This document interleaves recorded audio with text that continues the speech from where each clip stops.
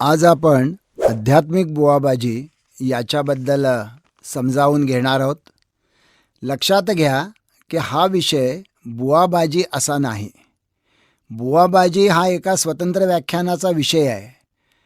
म्हणजे गुजरातच्या भावनगरमध्ये जी पार्वती माँ होती, जी बायकांच्या पोटावरनं हात फिरवायची आणि निस्संतान स्त्रियांना संतान मिळायचं असं सांगितलं जायचं, आणि महाराष्ट्रातल्या सर्व जिल्ह्यातनं जिच्याकडे लोक गेलेले होते, ज्या बुवाबाजीच्या विरोधामध्ये आम्ही लढा दिला, ती ही बुवाबाजी नाही.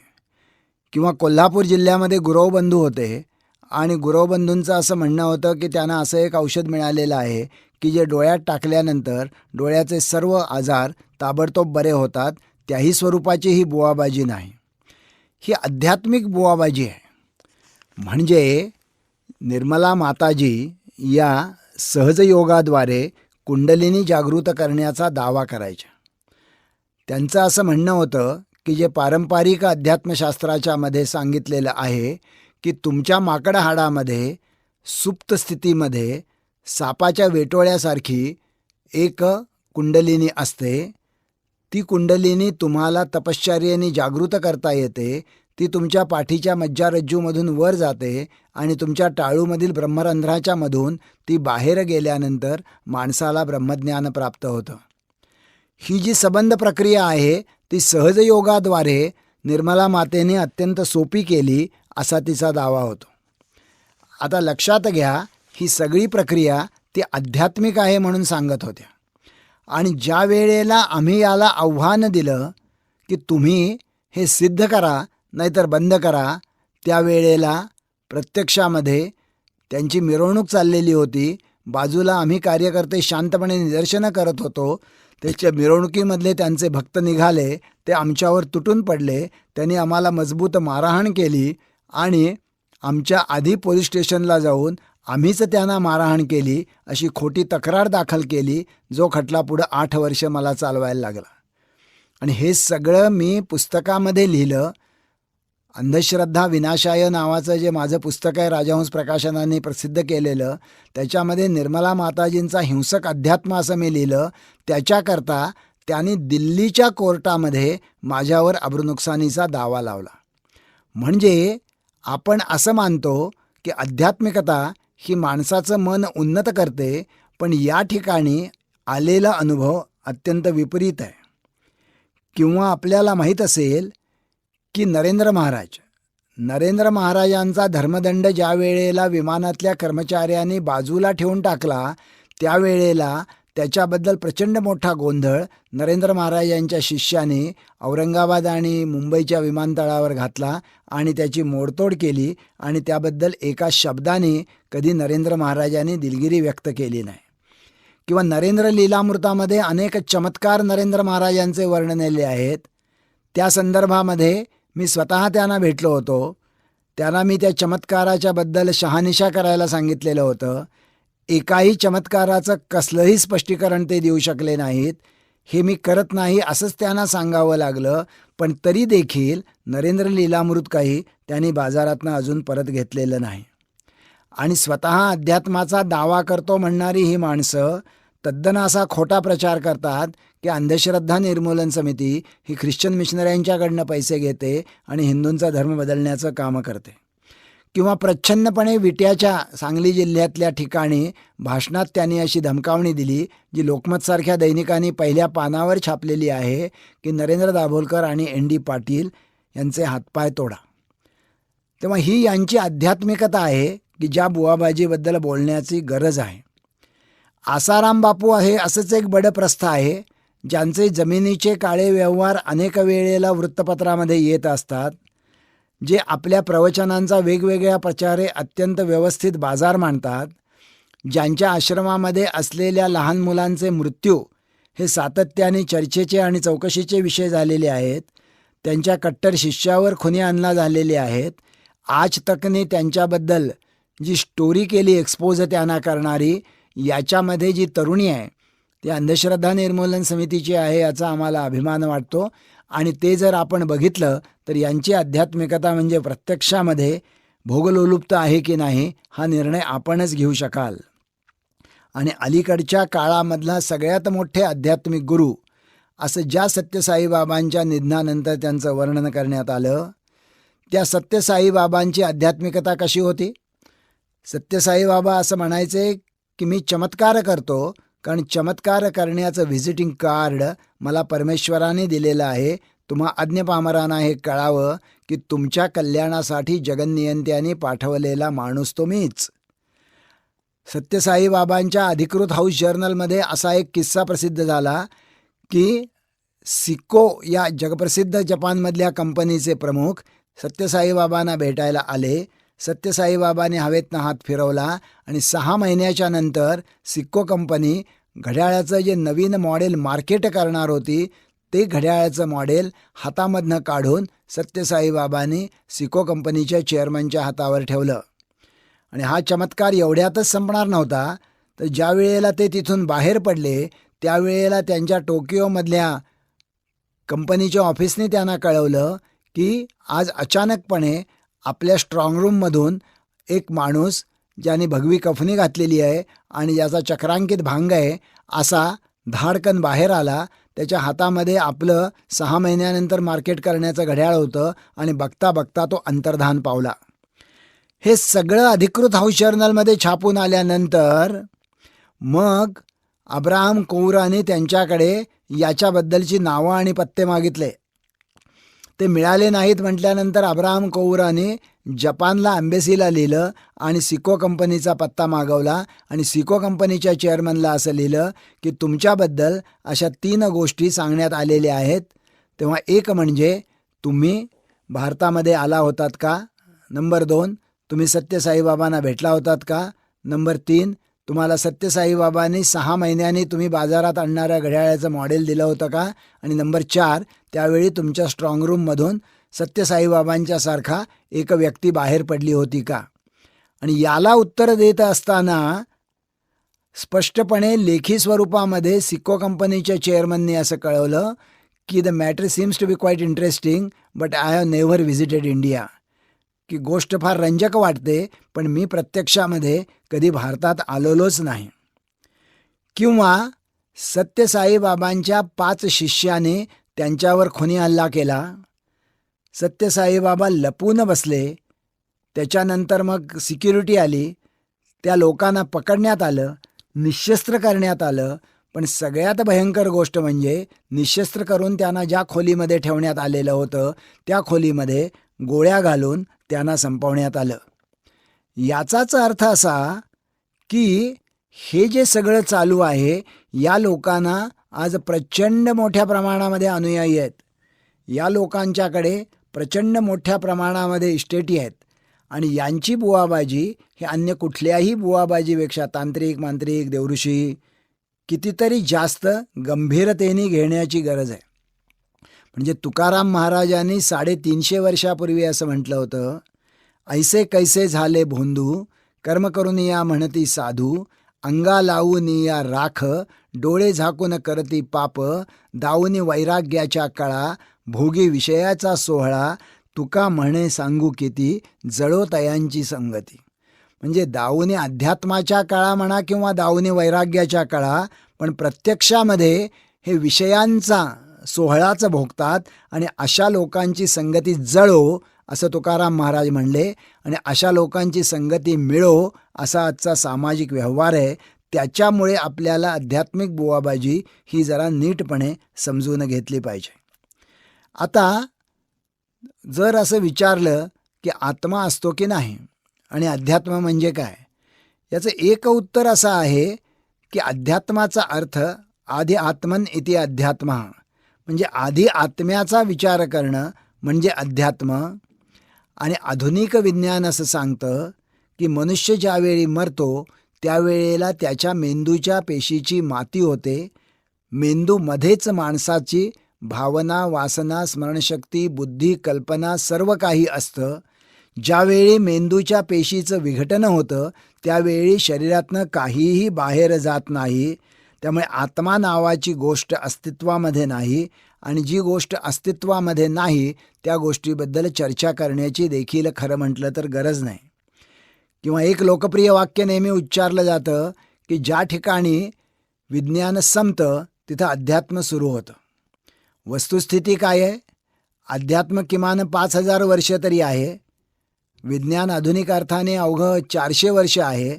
5000 वर्षाच्या अध्यात्माने कसलेच प्रश्न सुटले नाहीत. ना भुकेचा प्रश्न सुटला, ना आरोग्याचा सुटला, ना दळणवळणाचा सुटला. पण अवघ्या 400 वर्षापूर्वी विज्ञान आलं आणि त्यांनी हे सगळे प्रश्न सोडवले. याचाच अर्थ असा की ज्या ठिकाणी अध्यात्म संपलं त्या ठिकाणी विज्ञान सुरू झालं आणि माणसाची प्रगती झाली.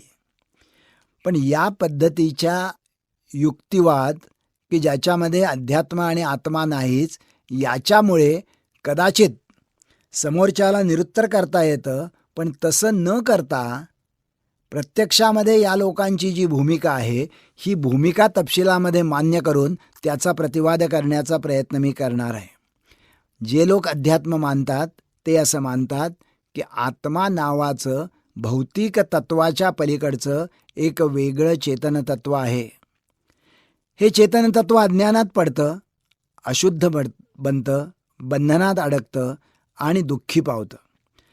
त्याच्यामुळे हे जे चेतनतत्व आहे ते म्हणजे आत्मा, की जे बंधनात पडून दुःखी पावलेलं आहे, सगळ्या जगामध्ये जे व्यापून उरलेलं आहे तो परमात्मा म्हणजे परमेश्वर. त्यामुळे काय करायचं आहे आयुष्यामध्ये? तर आत्म्याचं परमात्म्याशी मिलन घडवून आणलं म्हणजे जीवाशिवाची गाठ पडते आणि आनंदाचे डोही आनंद तरंग अशी परिस्थिती निर्माण होते. ही स्थिती जी आहे तिला सच्चिदानंद म्हटलेलं आहे. म्हणजे ती सत आहे, म्हणजे ती सत्य आहे, ती चित आहे, म्हणजे ती शाश्वत आहे आणि ती आनंद स्वरूप आहे. म्हणजे माणसाला तेवढंच तर पाहिजे असतं.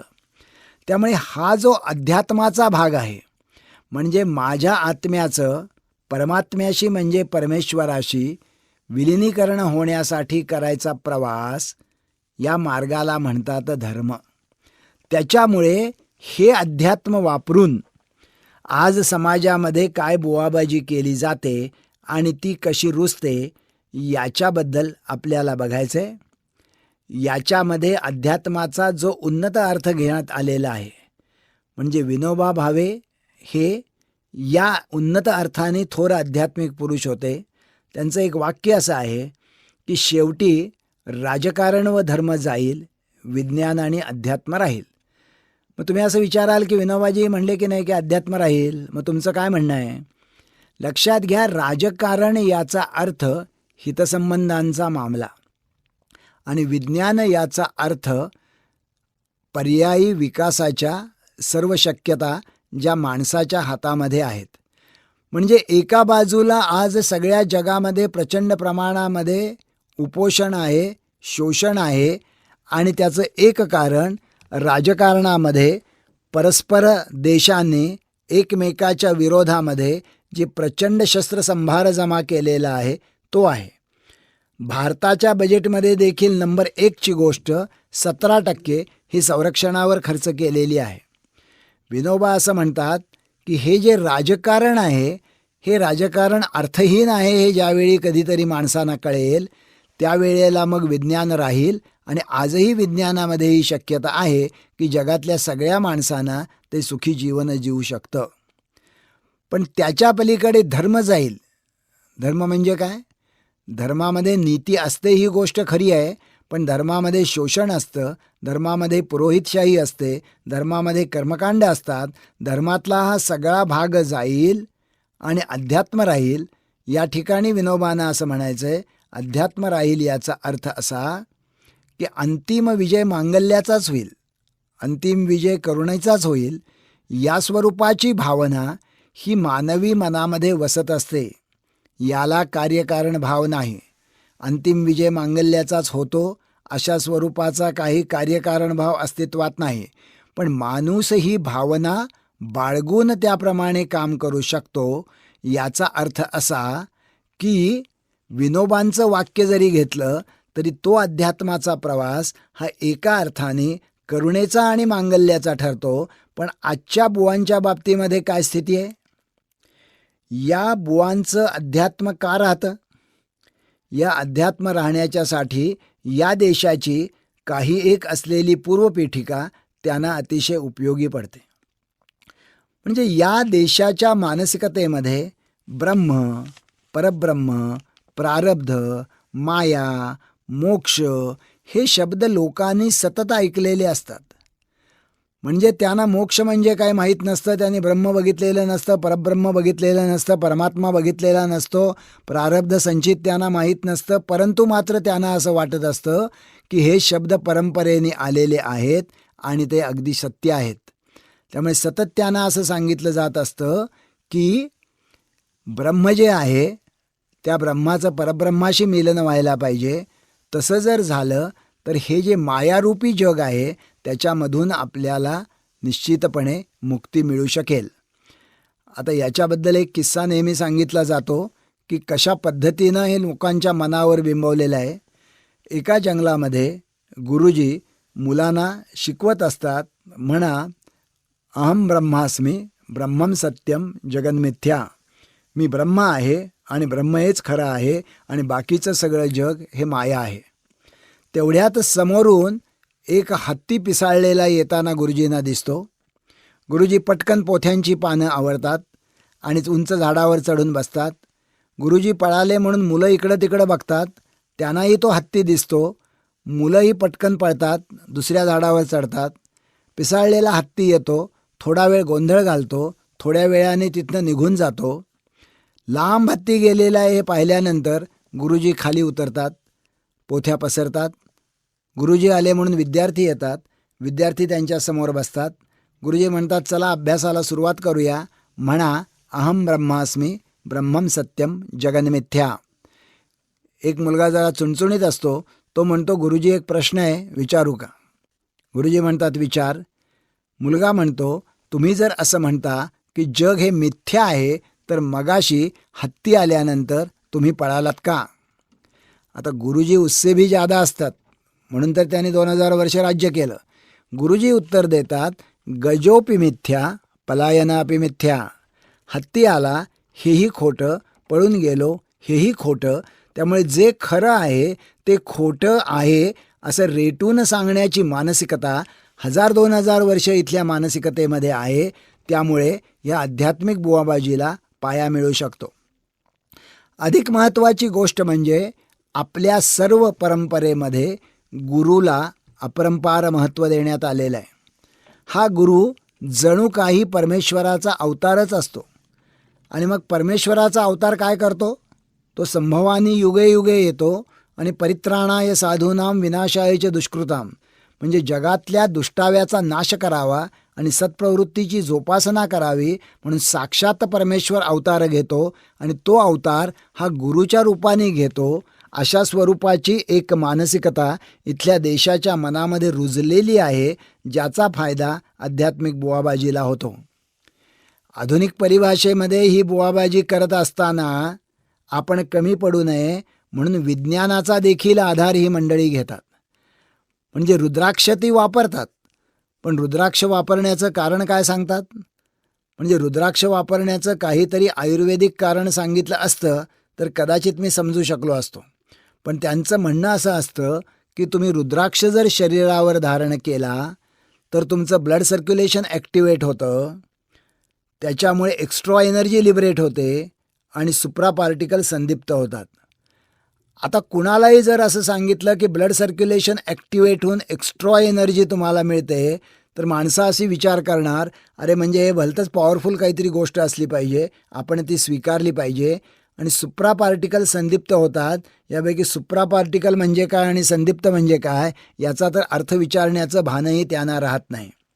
त्यामुळे एका बाजूला आध्यात्मिक बुवाबाजीचा हा पाया आणि दुसऱ्या बाजूला हा जो गुरु तयार होतो, हा गुरु काय करतो?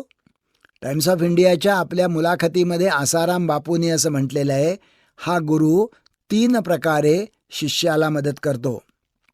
पहिला मार्ग म्हणजे तो त्याच्या भौतिक गरजा भागवतो.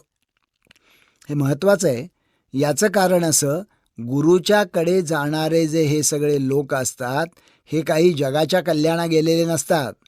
त्यांचे स्वतःचे काहीतरी प्रश्न असतात. कुणाला तरी बदली पाहिजे असते, कुणाच्या तरी मुलाला मेडिकलला ॲडमिशन पैसे न भरता पाहिजे असतं, कुणाला तरी स्वतःच्या मुलीचं लग्न जमायला पाहिजे असतं, कुणाला तरी स्वतःच्या खटल्याचा निकाल आपल्यासारखा लागायला पाहिजे असतो. त्याच्यामुळे स्वतःच्या ज्या भौतिक गरजा आहेत, या भौतिक गरजांची उत्तरं बाबा देईल, गुरु देईल, आध्यात्मिक गुरु देईल, म्हणून ही माणसं त्यांच्याकडे जातात. नंबर 1. नंबर 2, त्याहीपेक्षा महत्त्वाची गोष्ट तो करतो असं आसाराम बापू म्हणतात, ते म्हणजे तो प्रारब्ध बदलतो. प्रारब्ध याचा अर्थ असा की मागच्या जन्मीपर्यंत जे काही तुमच्या आयुष्याचं साठलेलं आहे त्याला म्हणतात संचित, म्हणजे तो तुमचा बँकेचा बॅलन्स. आणि या जन्मी तुम्हाला त्यातलं जे काही भोगायचं आहे त्याला म्हणतात प्रारब्ध. म्हणजे वडिलोपार्जितरित्या समजा तुमच्या बँकेच्या खात्यावर 10 लाख रुपये आहेत, मात्र तुम्हाला तुमच्या जन्मामध्ये 2 लाख रुपयेच त्यातले खर्चायला मिळणार आहेत. तर याचा अर्थ असा की तुमच्या प्रारब्धामध्ये 2 लाख आहेत. त्याच्यामुळे हे जे प्रारब्ध असतं, हे प्रारब्ध ब्रह्मा त्याला आडवा आला तरी बदलत नाही असं एका बाजूला सांगण्यात येतं. पण आसाराम बापूंच्यासारखे गुरु असं म्हणतात की प्रारब्धही गुरु बदलतो आणि जन्म मृत्यूच्या फेऱ्यातून 84 लक्ष योनीतून फिरण्यातून तो तुमचा जन्ममृत्यूचा फेरा कायमचा थांबवतो. त्याहून अधिक महत्त्वाची भाग म्हणजे तो तुमची वासना नष्ट करतो आणि तुमची नैतिकता वाढवतो. सगळेच आपण जण षड्रिपूचे स्वाधीन असतो. कामक्रोध लोभ मोह मदमत्सर हे सगळंच आपल्या लोकांना असतं, ते स्वाभाविक आहे आपण माणूस म्हणून असल्यानंतर. आणि दुसऱ्या बाजूला आपल्याला दया क्षमा प्रेम शांती करुणा याचा लाभ व्हावा असं आपल्याला वाटत असतं. हे आपल्या हातामध्ये नसतं आणि गुरुच्यामुळे आपल्याला या दोन्ही गोष्टी लाभू शकतात. म्हणजे आपल्या लक्षात येईल गुरु किंवा हा जो कोणी आध्यात्मिक बुवा आहे हा जणू काही साक्षात परमेश्वराचं काम करतो. हे काम तो कशा प्रकारे करतो? त्याचा एक मार्ग आहे योग साधना. योग साधनेला सध्या अपरंपार महत्त्व आलेलं आहे. त्याचं कारण तो एक चांगला शारीरिक व्यायाम आहे एवढंच नाही, तर आपल्याला अशी कल्पना असते की योग साधना जर योग्य प्रकारे केली तर जीवाशिवाची गाठ पडू शकेल आणि आपली आध्यात्मिक उन्नती होऊ शकेल. दुसरं, गुरुच्यामध्ये आसाराम बापू असं म्हणतात काही विशेष शक्ती असते. म्हणजे गुरूंची बॉडी व्हायब्रेशन्स शरीराच्या बाहेर फेकते, स्पंदनं शरीराच्या बाहेर फेकतं आणि ही जी स्पंदनं असतात ही स्पंदनं भक्तामध्ये हा अनुकूल बदल घडवून आणायला उपयोगी ठरतात. आणि तिसरी गोष्ट म्हणजे गुरुची प्रवचनं. म्हणजे गुरु जे बोलतो त्याच्यामुळे भक्ताचं कोटकल्याण होतं. आता लक्षात घ्या की एका बाजूला आपल्याकडे आध्यात्मिक बुवाबाजी वाढावी अशा स्वरूपाची अवतार कल्पना, आधुनिक विज्ञानाची त्याला जोड देणं आणि पारंपरिक ब्रह्म परब्रह्म प्रारब्ध माया मोक्ष मानणं हा पाया तयार आहे. दुसऱ्या बाजूला तुमचं संबंध जीवन उद्धरून नेण्याचं गुरुचं आश्वासन आहे. तिसऱ्या बाजूला त्यासाठी योग साधना आहे, गुरुच्या शक्तीची स्पंदनं आहेत, प्रवचनं आहेत. पण वस्तुस्थितीमध्ये आपल्याला काय दिसतं? ही जी प्रवचनं असतात ही खरं म्हटलं तर अत्यंत अशास्त्रीय पद्धतीनं भरलेली असतात. म्हणजे आसाराम बापूने एके ठिकाणी असं सांगितलं की माणसाच्या 800 cc रक्तापासून 1 cc वीर्य बनतं आणि त्यामुळे वीर्यनाश हे माणसाला अत्यंत अत्यंत अत्यंत घातक आहे. आता ही गोष्ट ही खरं म्हटलं तर नुसतीच अशास्त्रीय नाही, तर स्वतःच्या सुंदर यौवनाला माणसाला अपवित्र भावना निर्माण व्हावी अशी आहे. परंतु या सर्व प्रवचनांचं उद्दिष्टच असं असतं. हे कधीही लोक व्यवस्था परिवर्तनाच्याबद्दल बोलत नाहीत. म्हणजे प्रेमस्वरूप असलेल्या सत्यसाईबाबांनी कधी बाबरी मशिदीबद्दल शब्द उच्चारला नाही, गुजरातच्या हत्याकांडाबद्दल बोलले नाहीत, खैरलांजीच्या दलितांच्या कांडाबद्दल बोलले नाहीत, महागाई बेकारी भ्रूणहत्या हे प्रश्न त्यांना नव्हतेच. त्याच्यामुळे यांची प्रवचनं ही त्या अर्थाने तुम्हाला खऱ्या प्रकारे प्रबोधन करूच शकत नाहीत. तरी देखील लक्षावधीच्या संख्येने लोक या बाबांच्याकडे जातात. याचं कारण काय? याचं कारण असं, आणि ती मानसिकता आपण नीट समजून घेतली पाहिजे, हे लोक कुठलेही चमत्कार करत नाहीत. मग तुम्ही जर विचारलं या बाबांच्याकडे जाणाऱ्या लोकांना की तुम्ही का जाता बाबांच्याकडे? ते म्हणतात काय नाही, आम्हाला भक्ती करायची म्हणून जातो. मग तुम्ही म्हणता की कशाकरता भक्ती करता? ते म्हणता नाही, भक्तीसाठी भक्ती करायची असते. तरी देखील जर तुम्ही खोलात जाऊन विचारलं की तरी भक्ती कशाकरता करता? मग ते म्हणतात त्याच्यामध्ये जीवनाचं सार्थक आहे. मग तुम्ही जर विचारलं की जीवनाचं सार्थक आहे म्हणजे काय, तर ते म्हणतात त्यामध्ये आध्यात्मिक कल्याण आहे. जर पुढचा प्रश्न विचारला की बाबांच्या भक्तीमध्ये आध्यात्मिक कल्याण आहे याचा पुरावा काय, तर मग सांगितलं जातं की याचा पुरावा मागण्याची गरज नाही. आई, वडील, गुरु तुमचं कल्याण करतात. तुम्ही त्यांना पुरावा मागता काय? पुरावा मागायचा नसतो. लक्षात घ्या, कुठलीही बुवाबाजी आणि विशेषतः अध्यात्म क्षेत्रातली बुवाबाजी ही याच्यावरच उभी असते. जरी आपल्याला वरवर पाहता हा तर्क योग्य वाटला तरी आपल्या लक्षात येईल की आई, बाबा, गुरु या सगळ्यांना आपण पुरावा मागतो. म्हणजे आई जर शाळेतनं आल्यानंतर म्हणाली आता हातपाय धुवून घे, लवकर जेवून घे, आता ग्रहण लागणार आहे, ग्रहणाच्या आधी जेवायचं, ग्रहणाच्या वेळी घराच्या बाहेर पडायचं नाही, तर तुम्ही आईला सांगता की आई अगं तसं काही नाही आहे, ग्रहण हा निसर्गाचा फार छान चमत्कार आहे आणि आम्हाला सांगितलं आहे तो बघायचा, त्यामुळे मी बाहेर जाणार आणि बघणार. तुम्ही जर जे लग्न ठरवलं ते दुसऱ्या जातीतल्या मुलीशी किंवा मुलाशी असेल आणि वडील जर म्हणले की तुम्हाला माहीत नाही का की आपल्या जातीसाठी माती खायची असते आणि आपल्या जातीमध्येच लग्न करणं याच्यातच जीवनाची सार्थकता आणि सुरक्षितता आहे, तर तुम्ही बाबांना असं सांगता ही तुमची जुन्या जमान्याची गोष्ट झाली, जात ही गोष्ट आता विज्ञानाने कालबाह्य ठरवलेली आहे. शाळेमध्ये तुम्हाला एक गुरु असतो, तो तुम्हाला शिकवतो. कदाचित शाळा झाल्यानंतर कॉलेज झाल्यानंतर विद्यापीठ झाल्यानंतर आणखी पुढचा अभ्यास केल्यानंतर एक वेळ अशी येऊ शकते की त्याच विषयातले तुम्ही इतके वरच्या दर्जाचे तज्ज्ञ होता की तो गुरु देखील तुमच्याकडे शिकायला येऊ शकतो. त्यामुळे पुरावा मागणं, तपासणं याच्यामध्ये खरं म्हटलं तर माणसाची सगळी प्रगती असते आणि नेमकं हीच गोष्ट करायला आध्यात्मिक बुवाबाजी नकार देते. आणि ती नकार देते ती कशी, त्याबद्दल एक चांगला श्लोक आहे की काय होतं. त्यांनी असं म्हटलं आहे, जय जय श्री गुरुराया, ब्रह्मस्वरूप सगुण काया, देवार्थ शक्ती कृपा कराया, तुम्हा रूपे प्रगटली. सर्वही तीर्थांचे सार, ते सद्गुरु चरणीचे नीर, आत्मज्ञानाची शांतधार, सद्गुरूंचे मौनही. जर नीट समजून घेतलं तर आपल्या लक्षात येईल की कशाकडे अंगुली निर्देश केलेला आहे. म्हणजे हे गुरुराया, तू ब्रह्मस्वरूप सगुण काया आहेस. म्हणजे ब्रह्म कोणी बघितलेलंच नाही, त्याच्यामुळे तो ब्रह्मस्वरूप सगुण काया आहे असं मानायचं, म्हणजे ब्रह्म असतं हे मानावं लागतं. देवार्थ शक्ती कृपा कराया, देवार्थ शक्ती कशी आहे तीही माहीत नाही, परंतु असं मानायचं की तुमच्या रूपाने साक्षात देव कृपा करायला प्रगटलेला आहे. आणि त्याच्यामुळे सर्वही तीर्थांचे सार, आपल्याकडे अनेक तीर्थक्षेत्र मानलेली आहेत आणि त्यातलं पाणी पवित्र आहे असं मानलेलं आहे. तर या सगळ्या तीर्थक्षेत्रातलं जे पवित्र पाणी आहे ते आणायला आपल्याला त्रास पडतो, परंतु पुढं काय म्हटलेलं आहे, सर्वही तीर्थांचे सार, ते सद्गुरू चरणीचे नीर. म्हणजे जर आपण आपल्या सद्गुरूचे पाय धुतले आणि त्याचं पाणी प्राशन केलं तर सर्व तीर्थांचं पवित्र आपल्याला तीर्थ मिळालं असं जणू काही ठरतं.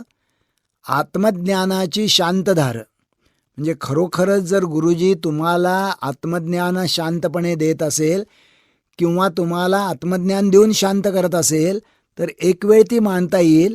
पण गुरु हे शांत करणारं आत्मज्ञान कसं देतो?